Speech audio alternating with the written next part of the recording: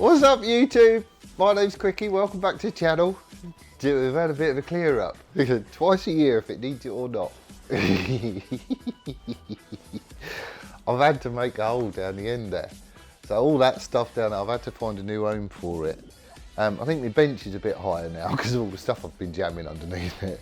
But we've made a bit of a space. And it's not just so I can get to the broom easier either. This weekend, I'm on a road trip. We're going out to Hounslow. I say we. Steve-O is supposed to be coming. Steve-O said, I will definitely be there next weekend. Yeah, he ain't. So it's a different we this week. We'll explain all that in a minute. But I've had to clear a space because, as you know, I've been itching to get a lathe. And I've found one. I've got one. The deed has been done.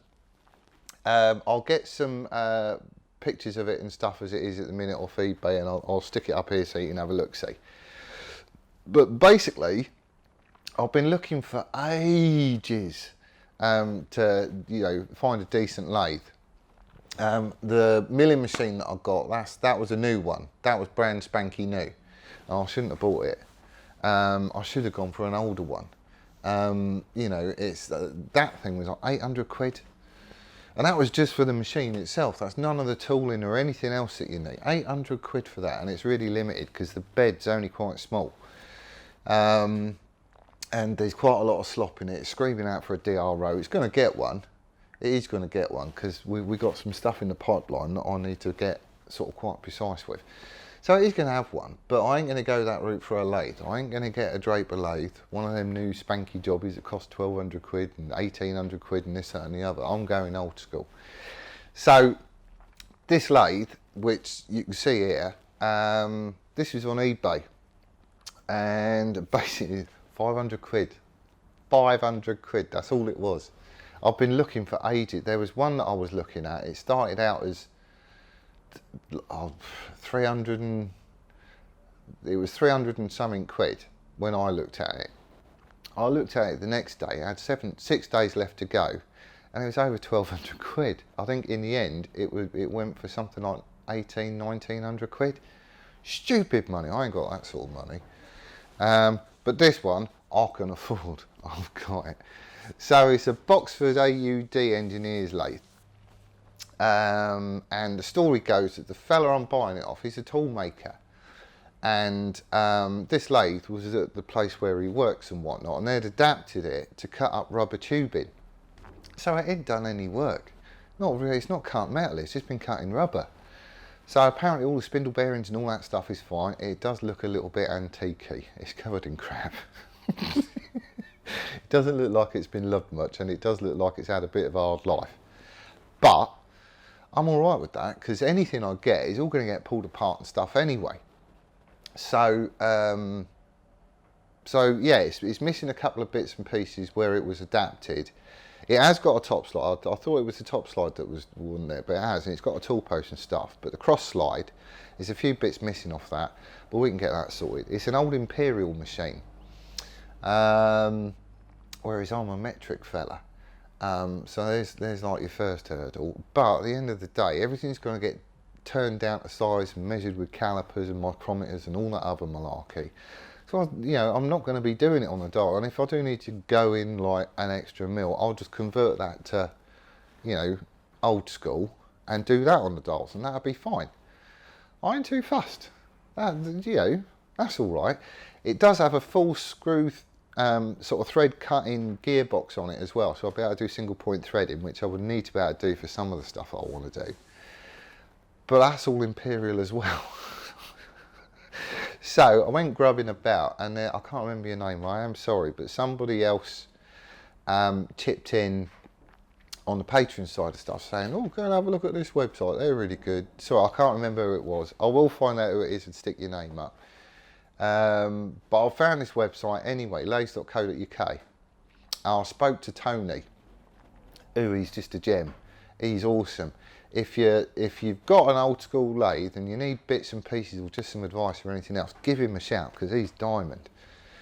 But I was going on about, because I did a bit of research on converting it so I could cut metric threads. Oh yeah, we do all the stuff for that, blah blah blah. Basically you just change a few of the gears, that's it. And it gets it accurate down to 1 micron over, I don't know, 50 centimetres length or so, whatever it is. It's this close, it doesn't matter. And threads aren't 100% engaged anyway, so there's always a little bit of wiggle room on a thread. That's accurate enough for me. So by getting these gears and sticking them in it, I could do the full range of metric threads as well. It's got a power feed to it on the lead screw. I think this model has also got a powered cross slide. I think I need to check on that one. The saddle's also got a clutch on it as well, obviously forward, reverse, blah blah blah blah blah. It's got a back gear on it too, which is handy because that lets you slow it right down, which is a blinding idea for thread cutting when you haven't done it in ages. Go slow. But it will go anywhere from like 36 RPM, I think it is, up to about 1600, something like that anyway. So, and it is sound. I don't think there's much tooling that goes with it, but for that sort of money, do I care? No, I don't, not really. Some of the tooling I'm going to make myself, like spring-loaded tap followers and all that sort of stuff, die cutters and whatnot. But it's the sort of thing that, yes, it is a bit antique-y looking. Yes, it needs to be pulled apart and fettled and sorted and everything else. So pretty much I'm going to restore the thing from scratch. It's all coming apart. Just because I'm moving it, it's all going to need to be set up and levelled out and, centre all the tailstock and all that sort of stuff. So there's a fair amount of work in it, has to be said. But it's a proper old lathe. It's twice as thick and twice as heavy and just stiff as hell. Cast iron. It's, it is well, you look at it and you're going to go, as a pile of junk. I look at it and see something completely different, and it is going to be mega, absolutely mega. The stuff I could make with a combination of that lathe and that mill, once I sort it out properly, is just sorted. Like the top shock on Jixit, we know that has to be remade, because I want it longer so I can put lock nuts on it, and that's going to be our right eye adjuster. Well, a combination of them two, that's it, done. I haven't got to get a local CNC firm to knock me one up. I'll just do it myself. Foot pegs, caps, covers. When I come to do the jig for ASBO, there's loads of spaces and stuff that's going to need to be done just for the jig, let alone wheels and everything else for the front end, because that's all going to be off a trumpet. So that, there's just loads of doors that suddenly fly open just because I've got a lathe. It's going to be awesome. I'm hoping the hole's big enough. I haven't asked him how wide it is. I probably should. I was going to do that the other day and I just didn't. But that's the only place that I could stick it. So that's where it's going, and if you believe in something, it will happen. So the lathe is not going to be too big to go in the hole, and it will fit. Yeah.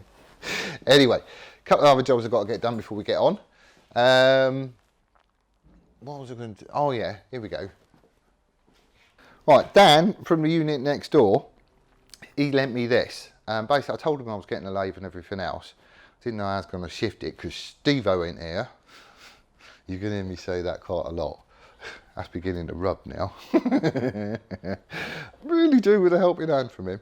But anyway, punted down a message going, have you got an engine hoist? Because I used to sort of cock about with cars and all that sort of stuff. They had a Skyline that they used to drift and they've rebuilt various bits and pieces. Oh, yeah, I've got one, you want to borrow it? So anyway, he rocked up yesterday, dragged this out of his shed and said I could use it. Obviously an engine hoist, it'd be quite handy because it's like two legs that come down and the arm that sticks out the front. So getting it into the van, you know, that side of stuff is cool. However, by the time you start to think, I can't split the lathe because it's an AUD. So A stands for Model A, UD is under counter drive. So the motor that drives it and everything else is in the cabinet on the bottom, and it's got like a drive belt and stuff that goes, I can't split it. Not and then transport it easily, it's got to be done as one. So by the time you think of the height of the lathe, and then you've got this arm and the chain and strops around it and everything, I'm not sure it's going to lift it up high enough to then wheel it into the back of the van. I'm going to take it anyway, just in case, but I ain't sure it's going to work out. So anyway, it don't really matter because I've got a Dave. Dave Stacey, awesome bloke, awesome. He tipped in on the Facebook page going, oh, you're coming past my front door. So it's like, oh yeah. And he did say if I needed a hand, give him a shout. So I did. But he's a legend. He's roped his lad into it as well. You're going to see them in the video. The fellow at the other end, I did speak to him and he's up for giving us a hand loading. So that's all cool. We did that on the message thing on eBay. So I reckon a combination of four of us could just grunt a bit, lift it and stick it in the back of the van. It's going to be transported laid on its back. I did some research on this and that's how you do it apparently, which I first heard it and thought, really? That's a bit odd. But no, you can stick it on its back, so that'll be all right. And yeah, we're in. We are sorted. So I've got a few bits and pieces to. I've got to do the oil and the water and everything else on the van. I've got to clear all the crap out the back of it and get this in there. Get some straps and anything else I can think of that might be a bit handy. And then I'm working today until like midnight or something. Well, 11 o'clock. Get home about 11:30. I won't see my pit until, I don't know, 12:30, something like that. And then I'm up early doors in the morning. We're off to pick Dave up. And then we're going to get a lathe. I'm getting a lathe. I'm getting a lathe.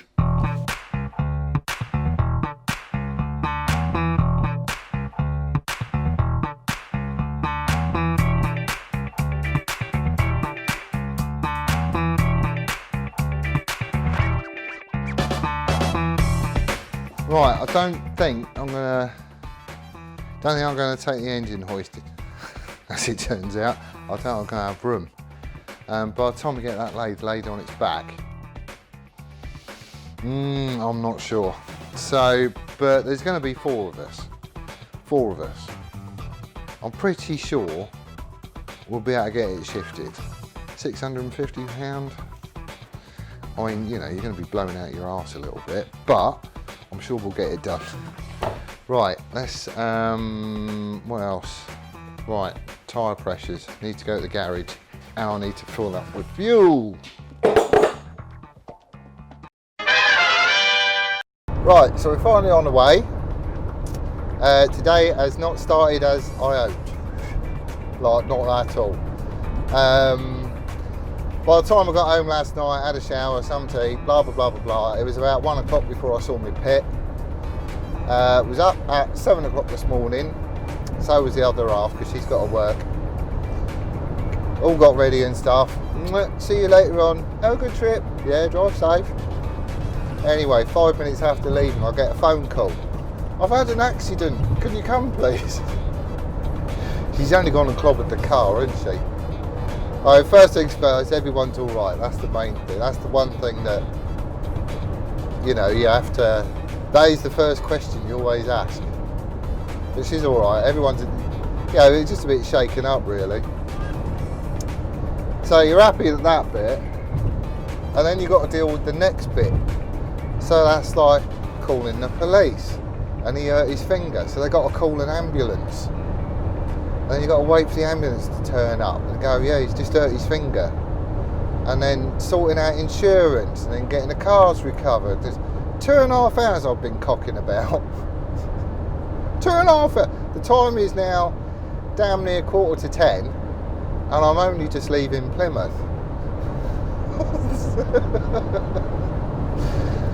Oh, I do hope the rest of the day goes better than this. Oh yeah, engine hoist I haven't bought with me. We're just going to pick it up and shift it. I spoke with Dave on the phone. He sounds like a big fella, so I don't reckon we're going to have any troubles. I'm probably going to get there and he's going to weigh like 6 stone dripping wet. We're never going to shift it.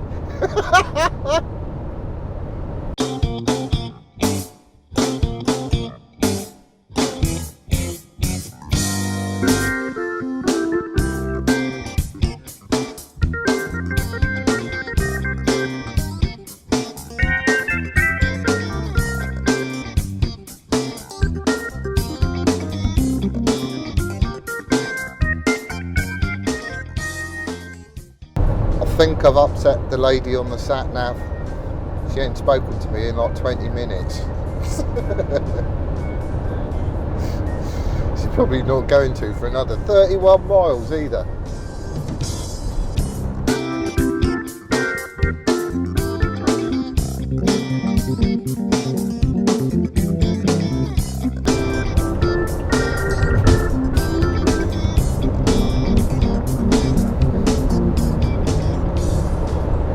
Another red car.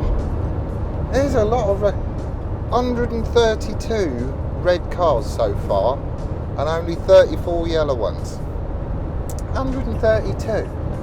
See, I always thought there was more yellow cars than there was red cars. Sure there used to be. Sure there was. There's another red car. That's 100 Oh, cock. Right, I'm having that one. One.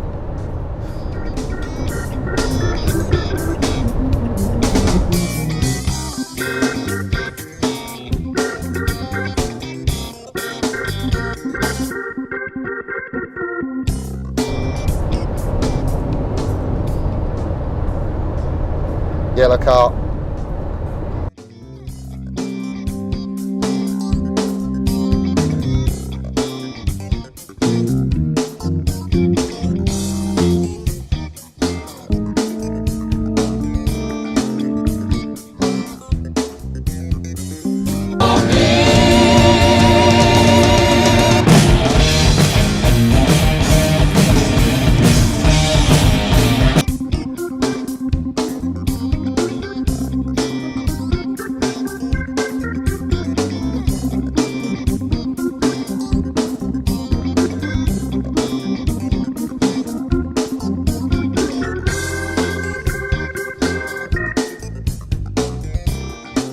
Oh, Stonehenge.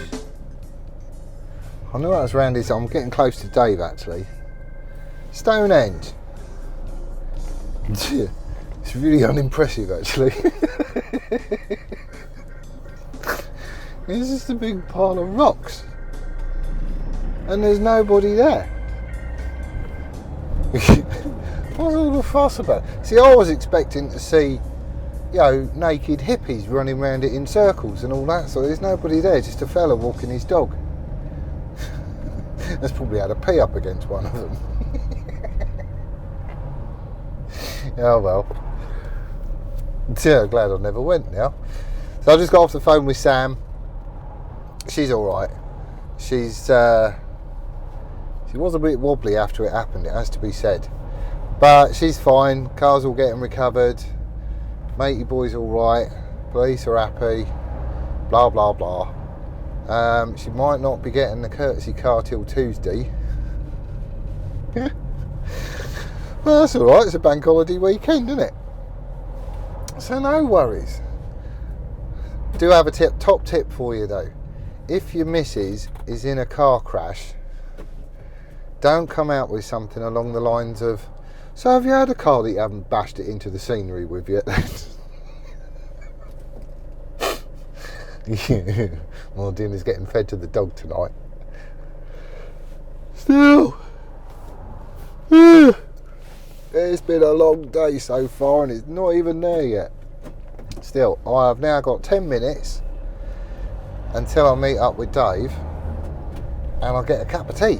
So I'm quite looking forward to that. Be nice to meet him actually. Sounds really cool on the phone when we were chatting and stuff.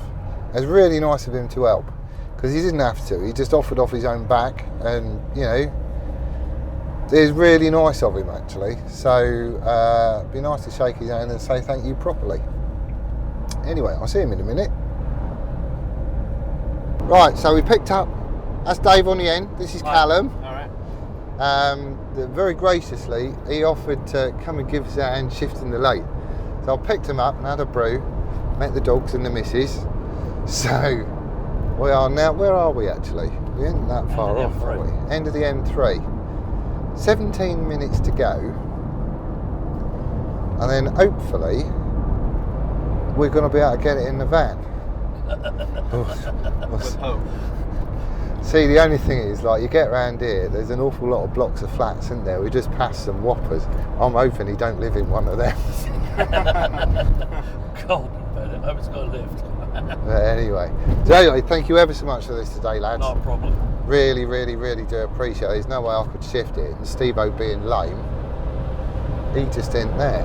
So, but there you go. We will see. And it does look like it's going to rain. It does, doesn't it? It's going to rain. I know it's going to rain. Yeah. But still. Pick the day for it. Yeah. So you got a bike then, or is you just doing the off-roady thing? No, I've never ridden a bike in my life. My mum's never let me. Really? I've always wanted to, but it's not something I've been allowed to do. But I will be getting on one. You do either love them or hate them, though. I think. I've always had an interest, but never been able to ride. And what you got? I've got a couple of Bandits. You got what? 600 to 12? I've got 2 600 Bandits and a 1100 GSX. Get on. So not that dissimilar to what we're monkeying about with then, really. No. Not that different. So what, are they on the road or in bits or what? The naked Bandits in total bits. Waiting to go off to be stripped and sprayed, powder coated. Oh, get on. And the faired bike, I'm just now putting tyres, brakes and bearings and things in, ready for the MOT. Get on. So you'll be on the road before long then? Hopefully within sort of like the week, sort of 10 days. Oh look, we're getting I need to be in that lane, don't I? Yeah. See, little Mrs. Woman on the sat nav has shut up again. She does this every once in a while. She gives you a junction, doesn't tell you to turn off, and then complains that you've took the wrong way. She's waiting for it. Cool. So, what the one that you've got all in bits and pieces and is getting ready for powder coat, is that like going back to stock, or are you doing stuff to it? No.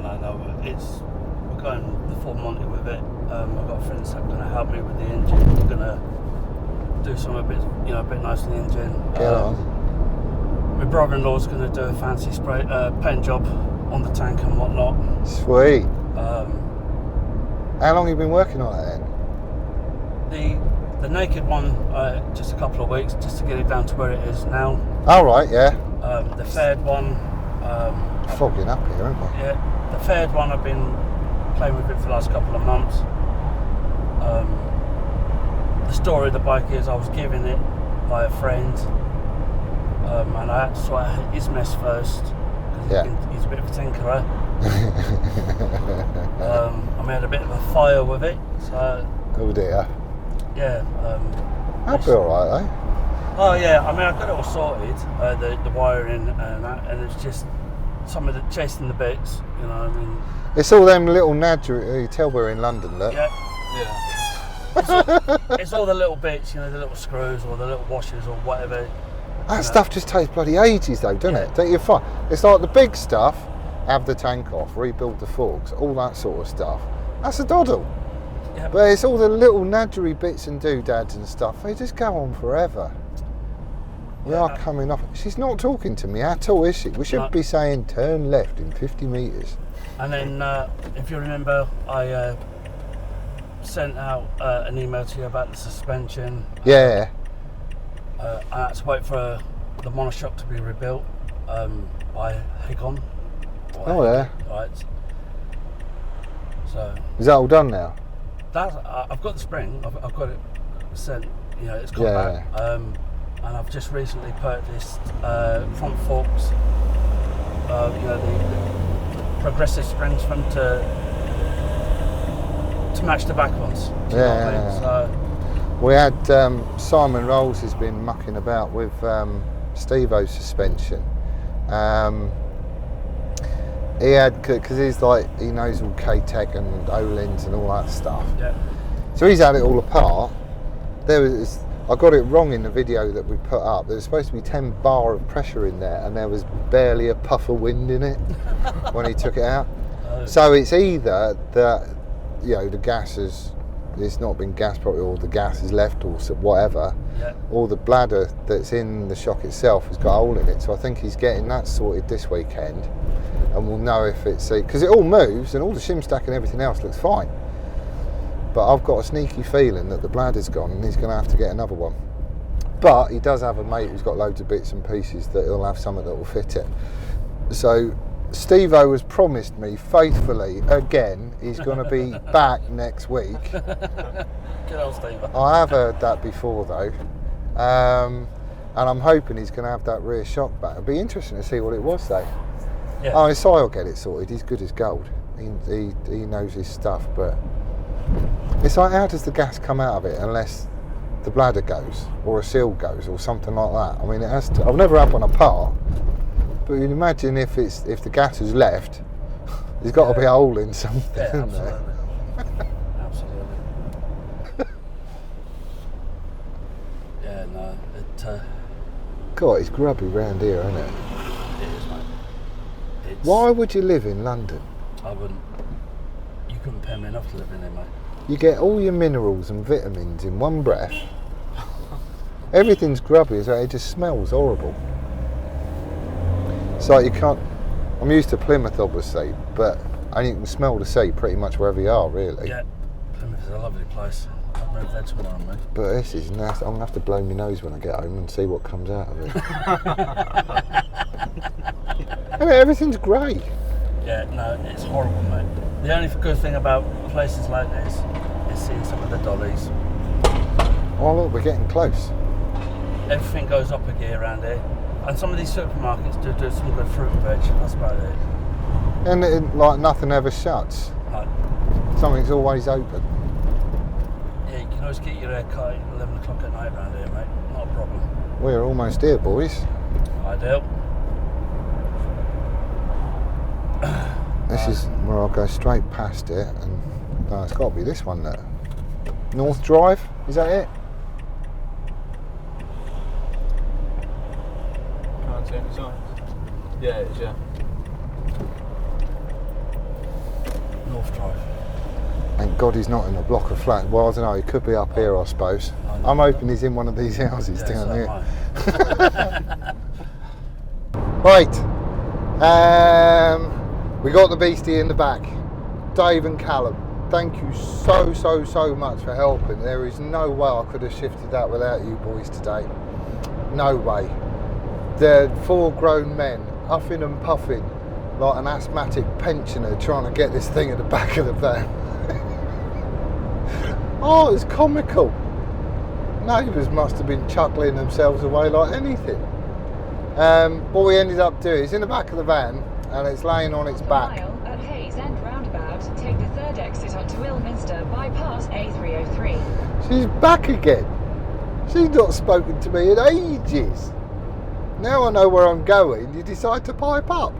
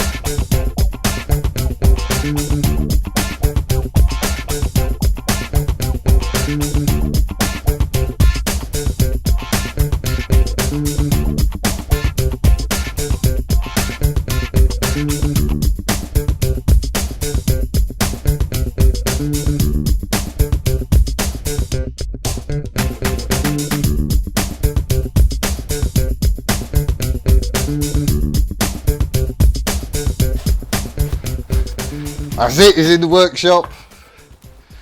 That went a lot easier than I thought it was going to. Kind of got it half out the van and thought, yeah, this isn't going to work. I'm going to need an extra set of hands here. So I gave a couple of fellas I work with a shout.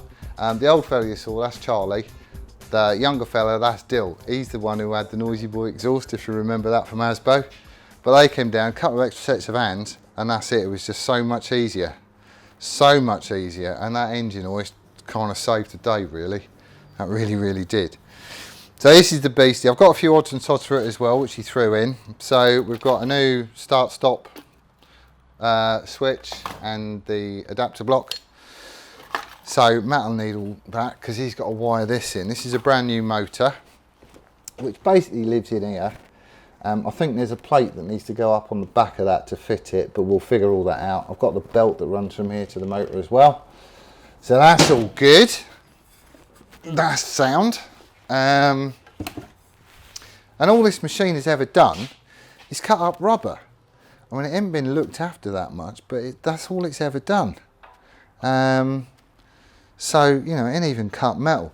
There is some surface, you know, sort of like flash rusted and stuff, but you give it a rub and it's all just, you know, it's all just coming off. It's lovely. If there are any little nicks and stuff like that, I'll dress it down with an oil stain, but I don't want to take any metal off this at all. I just want to clean it up. Well, there's a little bit of a doohickey there, that'll need dressing up. But yeah, we're sound. We are in. Totally we are in. What's that do? I don't know. Oh, I have to clear it. Right. So this is the thread cutting gearbox. And once I change the gears in the back here, I'll be able to cut any metric thread basically. It does have a back gear here as well, so you can cut the speed right down to sort of like, well, it says on here 40 RPM to 1400 RPM. That will change a little bit when I change the gear in. It'll probably drop it a little bit more. But it's sound. It does have a powered cross slide. This is the clutch for it here, forwards, reverse. This engages the lead screw drive, so there's a half nut back here which sits in the lead screw, so that'll drive the saddle that way or that way. It's got forward reverse up there. It's sound. Then the paint is actually not that bad. I've got more paint coming because I thought it was in worse nick than this, but it is really, really good. It's covered in the where we picked it up from. The fella's got like a normal single car garage and he's got loads of machinery in there, but he does wood turning mostly. So it's just covered in sawdust and a little bit of surface rust, but all that is going to clear up, all of it. It's got a sump as well, like a drain sump, so I can shove a pump in this middle bit and, you know, I can do the coolant lubrication thing as well. So we'll probably have a panel in here with the on-off switch and like a pump switch or something. I don't know, we work it out. It's got a few holes in it. I don't know what all these holes are for. But yeah, we're in. We are in. This is awesome. I'm so happy with this. That's all the back gear training there. It's just full of cobwebs, basically. Full of cobwebs. So anyway, the idea is, it's not in its hole at the minute. It's going to live over in the corner. But what I'm going to do is start pulling it apart. And then I'm going to basically service and clean up and degrease and dress up and paint and everything. So all those sub-assemblies are like new, basically. And I'll rebuild it over in the corner. So as a bit is done, it'll get stuck in the corner, do the next bit, so on and so forth. And we'll be starting off with a stand, because obviously that's what everything goes on. But I just need to take everything off in as big an assembly as I can get it. And then once this is done, then we'll start on the ways. Once that's done, I'll stick it on, just, you know, rinse and repeat, basically. Oh, I'm so happy with this. I'm so happy with this. Right, that has been a weekend well spent, I think. Weekend well spent. And it is so cheap. It was so cheap. Can't get over how cheap it was. But with a little bit, yeah, I could have gone for a new one. Got a Sealy jobby or whatever, but they're rubbish by comparison to what this is going to be. That is heavy as a heavy thing on National Heavy Day. Stiff as hell. And that's basically what you want. So as long as I do a good job in restoring it and getting it nice and, you know, getting it right and everything else, that's just going to last years. Years and years and years. And it should give us a bit of good service too. There's one little casting that's missing off the cross slide. That's all I've got to get. And I'll have a chat with Tony, see if he's got one. I'll get him to send it down. Other stuff is going to get switched out. I obviously need the screw cutting gears, you know, the 100, 127 gear for it. I want to get a quick change tool post. I want to get an independent 4-jaw chuck. That one does look a bit ropey. I don't know how good, I've no idea how good it is until I pull it all apart and clean it and everything else. And I haven't got a chuck key for it either. And then there's going to be things like, you know, live centres and, you know, just bits and pieces that I can build up and add to it as time goes on, sort of thing. That's going to be the basics, and then I should be able to go to town and start working. So there's actually not that much to get stuck on it. And when you think of the cost of the machine and then the cost of those little bits, I'm still coming in quids under one of these modern jobbies that's junk. So was it a good buy? Oh, I think so. I think it's a blinding buy. It's definitely going to do what I need. So yeah, I'm looking forward to it. Grubbing about on internet and YouTube, I can't really see any videos. I found one fella who's restoring an AUD, and he is doing a nice job on it as well. He's halfway through it, but then it also sort of seems to have stopped. So I'm going to document, you know, stripping it down and doing it all and blah blah blah, and I'll shove that up as a little mini series. So if you're interested, you can go and check it out and see how things are going. Plan is that I'm going to start pulling stuff off this week. Steve-O is definitely back next weekend. We shall see. If he is, then we'll be back on this, because I do need to make good use of his time. We need to get on with footrest, we need to get that shock in, we need to measure it all up and blah blah blah blah blah. I can only do that with him. So when he's down, I ain't going to be touching that, but that's going to be the next thing that I'm doing, basically. So yeah, I'm really looking forward to it. Massive thanks again to Dave and Callum and to Charlie and Dill. There's no way, even with this beastie, there's no way I'm getting it out of the van on my own. No way. I need to go to the gym more. But that's it. Thank you ever so much for watching. Hope you like it. I would love to hear your comments. And if anybody's got one, that you could throw us a few pointers and stuff to look out for and all that sort of stuff, chip in. Have at it. You know, I'm new to this myself. I've used lathes in the past, but I'm new to this one. And I've got the technical manual coming, so that's like all the service and maintenance and parts breakdowns and part numbers and everything else. But if you've got one, give us a shout and let us know, because I will probably end up picking your brains. But thank you ever so much, and we'll see you again next time. Hopefully with a Steve-O in here. Laters!